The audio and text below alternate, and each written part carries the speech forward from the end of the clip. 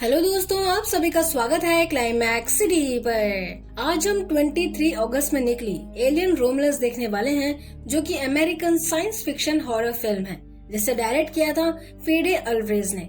आप सबको बता दूं कि एलियन फ्रेंचाइजी के हिसाब से ये मूवी एलियन जो 1979 में रिलीज हुई थी और एलियंस जो 1986 में रिलीज हुई थी, उनके बीच में ये पार्ट आती है। सो ये बेटर होगा कि आप एक बार वो पार्ट्स देख लें ताकि वो सारे इवेंट्स आपको समझ में आ जाए। तो विदाउट अ फर्दर अडू बढ़ते हैं मूवी की तरफ। कहानी की शुरुआत ईयर 21042 से होती है, जहां वेलेन यूटानी कंपनी की स्पेसशिप नोस्ट्रोमस स्पेसशिप, जो हमने एलियन 1979 के मूवी में देखा था, उसे ये कंपनी इन्वेस्टिगेट कर रही होती है, जो पूरी तरह डिस्ट्रॉय हो चुकी थी 20 साल पहले। काफी सारी इन्वेस्टिगेशन के बाद क्रू को एक कोकून मिलता है एंड उसे एक सीक्रेट रिसर्च स्पेस स्टेशन में भेजती है, जहां मास्क लगाए हुए कुछ साइंटिस्ट कोकून ओपन करते हैं और ये रिवील होता है कि ये वही क्रिएचर यानी जेनोमॉर्फ है जो नोस्ट्रोमस क्रू को टेरराइज किया था। सीन शिफ्ट होता है और कुछ महीने बाद हम देखते हैं कि एक प्लेनेट पर जैक्सन स्टार की कॉलोनी बन जाती है, जहां सभी लोग माइनिंग का काम कर रहे होते हैं। ताज्जुब की बात यह है कि इस प्लेनेट पर कभी धूप नहीं निकलता। खैर, हमारी मुलाकात होती है रेन कैराडीन और उसके भाई एंडी से, जो कि एक रोबोट था। रेन कैराडीन के पेरेंट्स मर चुके थे, लेकिन मरने से पहले रेन के फादर ने एंडी को, जो कि उन्हीं का बनाया हुआ मेल फंक्शन एंड्रॉइड रोबोट है, वो रेन के लिए छोड़ के जाते हैं। एंडी का डिफॉल्ट एक ही मकसद रहता है, यानी कि वही करना जो रेन के लिए सही है। अब क्योंकि रेन का खदान में काम करने का कॉन्ट्रैक्ट एंड हो चुका था, इसलिए वो एंडी को बोलती है कि अब उन्हें यहाँ नहीं रहना पड़ेगा, प्लस रेंट भी नहीं देना पड़ेगा, क्योंकि वो प्लेनेट छोड़ के जाने वाले हैं। रेन एंडी को एक जगह बैठा के ऑफिस जाती है और काउंटर में बैठी लेडी से कॉन्ट्रैक्ट खत्म होने और यहाँ से जाने की परमिशन मांगती है, बट वो लेडी मना कर देती है, ये कहकर कि लोग कम है, इसलिए उसका कॉन्ट्रैक्ट एक्सटेंड कर दिया गया है और ये कंपनी और कोई नहीं वेलैंड ही थी। रेन ये सोच के अपसेट हो ही रही थी कि उसे कुछ बच्चे बाहर हल्ला करते हुए सुनाई देता है। जाके देखने पर उसे दिखाई देता है कि वो लोग एंडी को मार रहे थे, जिससे उसका पूरा शरीर शेक करने लगता है। रेन तुरंत उन बच्चों को हटाती है और एंडी का चाबी, जो उसके कान के पीछे थी, उसे घुमाती है, जिससे एंडी नॉर्मल हो जाता है। रेन और एंडी बेंच में बैठे हुए थे कि तभी उसे टाइलर, जो कि रेन का एक्स बॉयफ्रेंड है, उसका मैसेज आता है और वो उसे रिक्वेस्ट करता है कि वो एंडी को लेकर जल्द से जल्द उससे मिले। मैसेज आते ही रेन उसे मिलने को जाती है, जहां हमारी मुलाकात टाइलर की बहन के, बियॉन और उसकी अडॉप्टिव सिस्टर नेवरो से होती है। सभी आपस में बात कर ही रहे होते हैं कि वहाँ तभी टाइलर भी आ जाता है, जहाँ वो रिवील करता है कि उन्हें कार्गो शिप लोड करते टाइम जमीन से 300 किलोमीटर में एक सिग्नल मिला है, जो कि पुरानी टूटी फूटी यानी लावारिस शिप का है। टाइलर के हिसाब से ट्रैवल परमिट ये कंपनी कभी नहीं देगी, इसलिए यहाँ से निकलने के लिए टाइलर के डैड, जो मर चुके हैं, उनका शिप लेके व्यागा प्लेनेट में जा सकते हैं। अब क्योंकि ये प्लेनेट में पहुंचने के लिए 9 साल लगेंगे, इसलिए उस लावारिस शिप से क्रायोस्टेसिस यानी स्लीपिंग चैम्बर्स ले सकते हैं। इन शॉर्ट, वो लावारिस शिप जो कंपनी के देखरेख में है, वहाँ से मशीन चुराने का पहला स्टेप है, जिसमें एंडी की मदद लगेगी, क्योंकि वही कंप्यूटर सिस्टम को इंटरफेस कर सकता है, क्योंकि वो एक रोबोट था। रेन ये सब सुन के बहुत हैरान होती है और एंडी को खतरे में नहीं डालना चाहती थी, इसलिए वो मना करती है, लेकिन बायोन एंडी के रोबोट होने का मजाक उड़ाता है, जिससे रेन गुस्सा होती है एंड एंडी को लेके वहाँ से जाती है। इतने में टेलर उसे रोकता है और उसे इस प्लान के लिए मना लेता है, क्योंकि समवेयर रेन भी यहाँ से निकलना चाहती थी। अगले सीन में हम देखते हैं कि सभी लोग कॉर्बेलियन 4 स्पेसक्राफ्ट से उस लावारिस शिप में जाने के लिए उड़ान भरते हैं। कुछ ही मिनट्स में वो सभी प्लेनेट से बाहर आ जाते हैं, जहां उन्हें पहली बार सनलाइट दिखता है। एनीवे, टाइलर बोलता है कि 36 आवर्स के बाद शिप एस्ट्रॉइड से टकरा जाएगा, इसलिए उससे पहले एंडी, टाइलर और बायोन शिप के अंदर जाकर क्रायोसिस ले लेंगे। ये सुनकर रेन आखिरी बार एंडी से अकेले में पूछती है कि क्या ये करना सही है। इस पे एंडी एक ही जवाब देता है कि वो करो जो रेन के लिए सही है, जिसके लिए वो प्रोग्राम्ड है। सीन शिफ्ट होता है और हम देखते हैं कि एंडी, टाइलर और बाइनोर स्पेस सूट पहनकर उस शिप में जाते हैं, जहां एंडी अपने फिंगर के थ्रू सिस्टम्स के डोर खोल देता है और ये रिवील होता है कि शिप की ग्रेविटी ऑन और ऑफ हो रही है, जिससे वो सभी ठीक से चल नहीं पा रहे थे और फ्लोट करके चेम्बर्स की तरफ जाते हैं। कुछ देर के बाद उन्हें चेम्बर्स मिल जाता है, प्लस बाइनोर ग्रेविटी सही कर देता है। दूसरी तरफ टाइलर चेम्बर देख के बोलता है कि इसमें फ्यूल कम है, इसलिए उन्हें शिप में मौजूद फ्यूल को रिट्राइव करना पड़ेगा। ये सुनकर बाइनोर काफी इरिटेट होता है। बाइनोर को इरिटेट होते हुए देखकर एंडी ऑटोमेटिकली उसे जोक सुनाता है ताकि उसे अच्छा लगे, लेकिन बाइनोर उसे बदतमीजी से बात कर देता है। अब क्योंकि उनके हेलमेट्स में कैमरा था, तो रेन ये सब देख लेती है और बाइनोर के इस हरकत से नाराज होती है। इस पे नाइवरो बोलती है कि वो पहले ऐसा नहीं था, लेकिन जब कंपनी में गैस लीक हुई थी तब 12 लोगों को बचाने के लिए बायनोर की मॉम और एक एम्प्लॉय को उसी चेम्बर में बंद कर देते हैं, जिससे बायनोर की मॉम की डेथ हो जाती है और यही कारण है कि आज वो इस तरह बन गया। बातों के बीच में हम देखते हैं कि नाइवरो क्रायोसिस यानी एयरपोर्ट शिप में ले लेती है जो एंडी और बाकी सब ने इजेक्ट किया था। साथ ही वो शिप को रिसर्च स्टेशन से कनेक्ट कर देती है, जिससे वो लोग भी अंदर जा सकते थे। नाइवरो पोर्ट्स को चेक करने के लिए चली जाती है कि अचानक के वोमिट करने लगती है, जहाँ ये रिवील होता है कि वो प्रेग्नेंट है, विच मीन्स के बायनोर के साथ रिलेशनशिप में है। इसके अलावा के रेन से रिक्वेस्ट करती है कि वो ये बात टायलर को ना बताए। सीन शिफ्ट होता है और हम देखते हैं कि एंडी, टायलर और बायनोर फ्यूल एंड बाकी चीजें लेने के लिए आगे बढ़ते हैं कि शिप की कंप्यूटर एआई उन्हें रिसर्च स्टेशन के बारे में बताती है कि वेलैंड की रिसर्च स्टेशन 2 भागों में डिवाइडेड है, रोमुलस और रीमस, जो कि रोमन लेजेंड के रेफरेंस से लिया गया है। ये सब सुनकर बायनोर डरा हुआ रहता है, प्लस यहाँ से जल्दी निकलने की बात करता है। इस पे एंडी उसे शांत करने के लिए जोक सुनाता है, जिससे बायनोर अगेन इरिटेट होकर बोलता है कि वो जल्द से जल्द पोर्ट में रहकर एंडी से दूर जाना चाहता है। एंडी के पूछने पर बायनोर रिवील करता है कि रेन उसे दूसरे प्लेनेट में नहीं लेके जा सकती क्योंकि उसे जेल हो जाएगी, और अगर वो वापस जाती है तो एंडी को डिसमेंटल कर दिया जाएगा। ये सब सुनने के बाद भी एंडी रेन के लिए अभी भी सब कुछ करने के लिए तैयार था। रही बात रेन की, तो कैमरा में ये सब देखकर वो अपसेट हो जाती है क्योंकि उसे कभी हिम्मत नहीं हुई थी एंडी को ये बात बताने के लिए।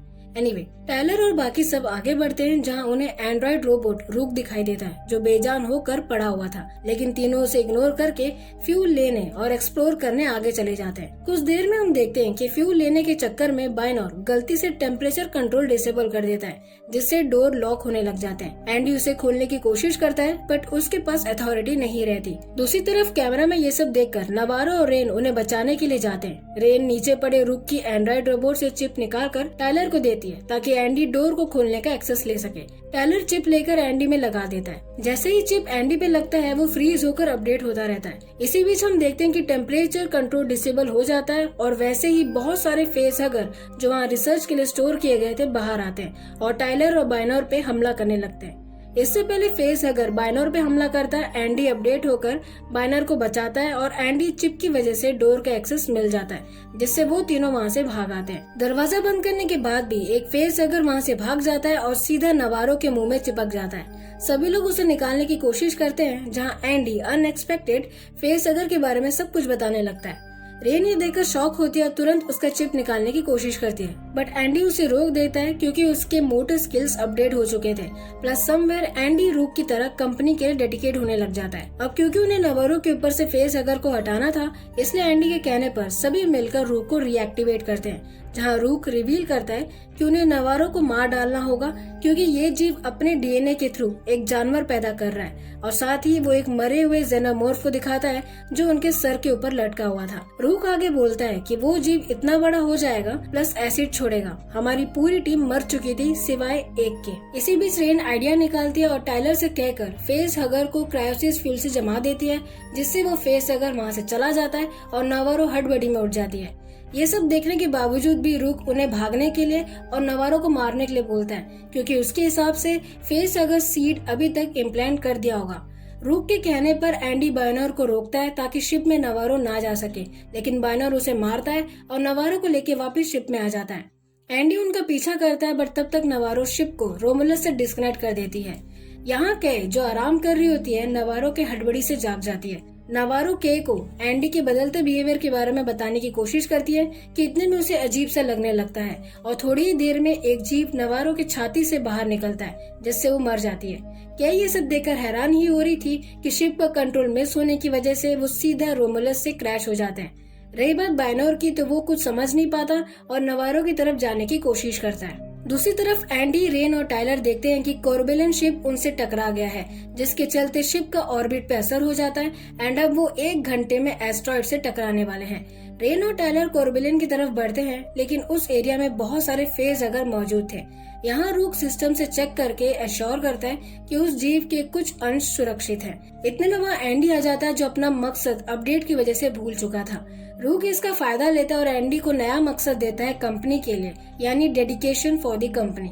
एंडी अपडेट की वजह से तुरंत रेन और टायलर के पास जाता है और उन्हें बताता है कि जीव शरीर के तापमान के हिसाब से उन्हें सेंस कर सकता है, क्योंकि उनकी आंखें नहीं है। इसलिए रेन के कहने पर वो बायनर और बाकी सबको खोजने के लिए टेम्परेचर उनके शरीर के हिसाब से रख देते हैं और तीनों धीरे धीरे अंदर चले जाते हैं। अगले सीन में हम देखते हैं कि के होश में आ जाती है और वो जीव वहाँ से भाग चुका रहता है। के धीरे धीरे आगे बढ़ती है तो उसे उस जीव का स्किन मिलता है, प्लस वो शिप की दीवार से चिपका हुआ रहता है। वो ये देखकर चिल्लाने वाली रहती है कि वहाँ बायनोर पीछे से आके उसका मुंह बंद कर देता है एंड खुद आगे जाकर उस जीव के अंदर इलेक्ट्रिक शॉक देता है। लेकिन वो जीव अब जेनामॉर्फ बन चुका रहता है और वो सीधा बायनोर के आंखें अपने पूंछ से हमला कर देता है और अपने एसिडिक ब्लड से उसे मार डालता है। के ये देखकर वहाँ से भागने लगती है और डोर खोलने की कोशिश करती है। सरप्राइजिंगली उसकी आवाज टायलर के पास मौजूद वॉइस कनेक्टर में कनेक्ट हो जाता है। टायलर उसे नीचे पड़ी चाबी लगा के खोलने बोलता है और के जैसे तैसे दरवाजा खोल लेती है और अंदर जाते ही जमीन में बने होल में गिर जाती है। टायलर को के की चिल्लाने की आवाज आती है, जिससे उनके आसपास मौजूद फेज अगर उन पे हमला करने लगते हैं। एंडी, रेन और टायलर तेजी से भागने लगते हैं और एंडी दरवाजा बंद करने लगता है। रेन और टायलर जैसे तैसे अंदर घुसते हैं। एंडी का ये बिहेवियर देखकर रेन उस पर चिल्लाती है, जिसपे एंडी बोलता है कि वो उनकी भलाई के लिए कर रहा है। इधर के दोबारा होश में आ जाती है एंड अगेन दरवाजे के पास जाती है कि वहाँ टायलर भी आ जाता है।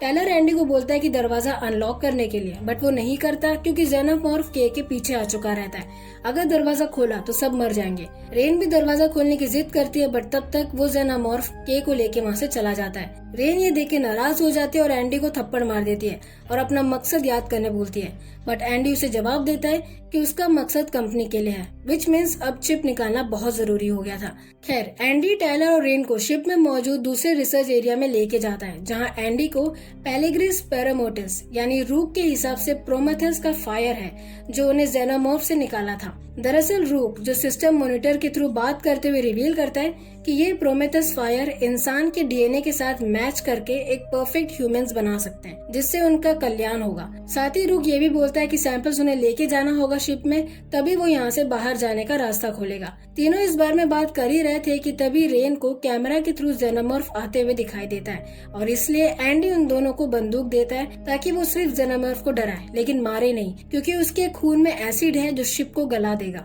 थोड़ी देर में हम देखते हैं कि वो तीनों सैंपल लेने के लिए जाते हैं, जहाँ उन्हें दीवार पे जेनामॉर्फ चिपके हुए दिखाई देते हैं। इसलिए वो वापस जा ही रहे थे कि टायलर को के का आवाज आता है। बिना वक्त गवाए रेन और टायलर के को बाहर निकाल लेते हैं। अब क्योंकि के पास टाइम कम था, इसलिए एंडी उसे कंपाउंड इंजेक्ट करने बोलता है, जो उसी जेनामॉर्फ से निकाला गया था, लेकिन रेन मना करती है और उसे शिप के एयरपोर्ट में इलाज कराने का डिसाइड करती है। इतने में उन्हें बहुत सारे जेनामॉर्फ की आवाज आती है। टायलर के को उठाकर रेन और एंडी के साथ भागने लगता है, लेकिन बदकिस्मती से रेन और के को बचाने के चक्कर में टायलर जेनामॉर्फ का शिकार बन जाता है। प्लस जेनामॉर्फ एंडी पे भी हमला कर देता है, जिससे वो जमीन में गिरकर शेक करने लगता है। अब क्योंकि रेन के को बचाना चाहती थी, इसलिए वो के को लेकर शिप की तरफ बढ़ती है लिफ्ट जैसे मशीन पर, लेकिन स्टिल रेन एंडी को ऐसे नहीं छोड़ सकती थी। इसलिए वो के को कंपाउंड देते हुए शिप में वापस जाने के लिए बोलती है और वो खुद एंडी के साथ वापस आ जाएगी। रेन लिफ्ट में वापस नीचे जाती है और एंडी से रूक का चिप निकालकर उसे नॉर्मल कर देती है, जिससे एंडी पहले जैसा हो जाता है। यहाँ लिफ्ट में के दर्द सहन नहीं कर पा रही थी, इसलिए मना करने के बावजूद भी के कंपाउंड इंजेक्ट कर लेती है और शिप के अंदर आ जाती है, जहाँ रूक मॉनिटर के थ्रू वहाँ से जाने बोलता है, लेकिन के उसकी एक भी बात नहीं मानती।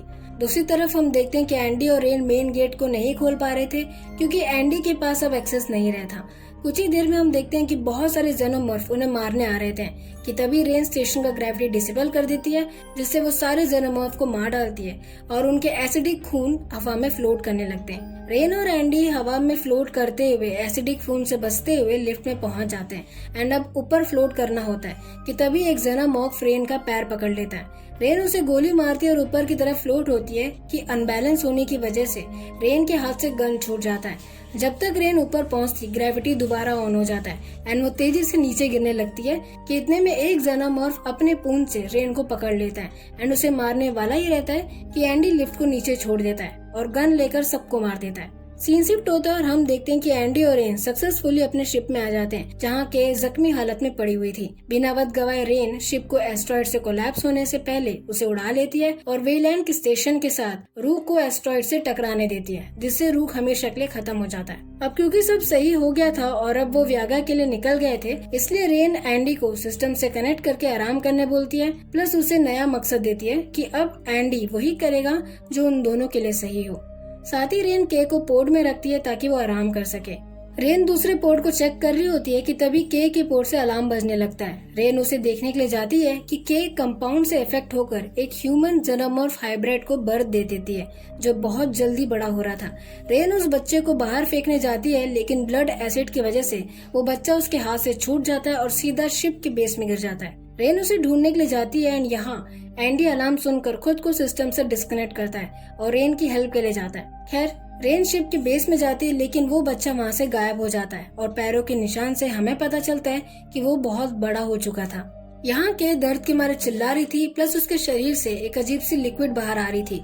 इतने में एंडी वहाँ आ जाता है और उसे बचाने के बारे में सोच ही रहा था कि वहाँ वो ह्यूमन जेनोमॉर्फ आ जाता है और एंडी को बुरी तरह मार देता है। एंडी को मारने के बाद वो ह्यूमन जेनोमॉर्फ के शरीर से लिक्विड पीने लगता है, जिससे के जोर से चिल्लाने लगती है। आवाज सुनकर बेस में मौजूद रेन ऊपर की तरफ आती है कि के मर चुके रहते हैं और एंडी भी बुरी तरह जख्मी था। रेन बिना वक्त गवाए जेनोमॉर्फ को मारने के लिए क्रायोसिस फ्यूल का यूज करती है, बट जेनोमॉर्फ के अटैक की वजह से रेन का बैलेंस बिगड़ जाता है और वो पूरा फ्यूल उस एरिया को जमाने लगता है। रेन खुद को जैसे तैसे उस रूम से बाहर लाती है और दरवाजा बंद करके स्पेस सूट पहन लेती है। अब क्योंकि उसे ऑक्सीजन मिल रहा था, वो अगेन उस रूम में जाकर जेनोमॉर्फ को मारने की कोशिश करती है, जिसके चलते वो दोनों अगेन शिप के बेस में गिर जाते हैं। अब क्योंकि शिप के बेस में वो एग जिसमें वो जेनोमॉर्फ पैदा हुआ था, उसमें अभी भी एसिड रहता है, जिससे रेन उस एसिड को नीचे गिराती है और शिप का ग्राउंड पूरी तरह गल जाता है, जिससे हवा अंदर आने लग जाता है। जेनोमॉर्फ हवा का तेज फ्लो सहन नहीं कर पाता और नीचे गिर जाता है। फिल्म के एंड में हम देखते हैं कि रेन एंडी को एयरपोर्ट में रखती है और एक लॉग रिकॉर्ड करके एयरपोर्ट में सो जाती है, इस उम्मीद में कि वो व्यागा जल्द से जल्द पहुंच जाएगी।